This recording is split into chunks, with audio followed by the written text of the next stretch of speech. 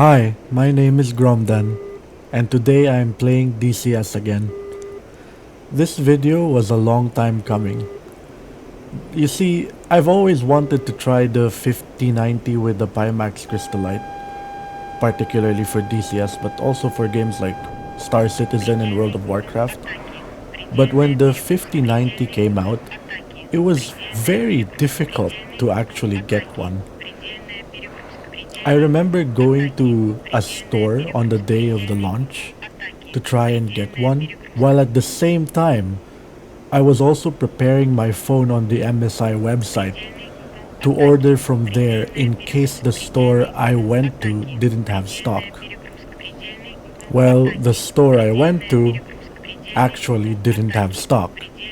And just as I was about to pay for the GPU online on the MSI website, they also ran out of stock. It kind of reminds me of when I tried to buy the Javelin in Star Citizen for the first time.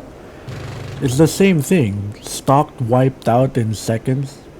But that was months ago, and now here we are today. The purpose of this video is to compare frame rates between the 4090 and 5090 and see whether or not the upgrade was worth it. Technically, the general advice I get from forums and other places is to skip a generation when buying GPUs. But I really think that the 4090 is struggling to play DCS with the Pimax Crystal Light, so I bought the 5090 anyway. Before that, I want to talk about my PC specifications first, so you know more or less what other components my PC has. My CPU is an AMD Ryzen 7 9800X 3D. I am also running two Corsair 32GB 6600MHz Dominator Titanium RAM.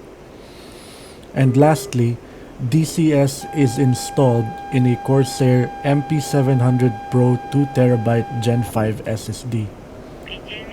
Lastly, the VR headset that I am using is the Pimax Crystal Light, which has 2880 by 2880 resolution per eye.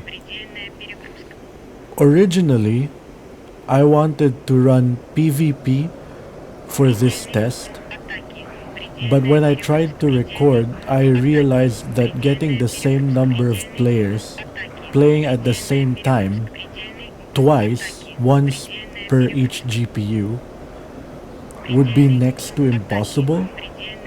So I settled on AI 1v1s instead to try and make sure that most of the variables are similar enough to each other to make sure that only the GPUs stand out.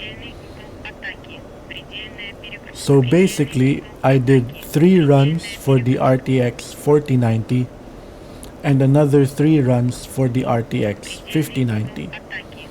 However, I will say that in this video, I will only show 1 run from each GPU because the results for the GPU groupings are similar enough after rewatching the footage. Now about the results. I got on average around 45 to 55 frames per second on the RTX 4090 running my 3 tests.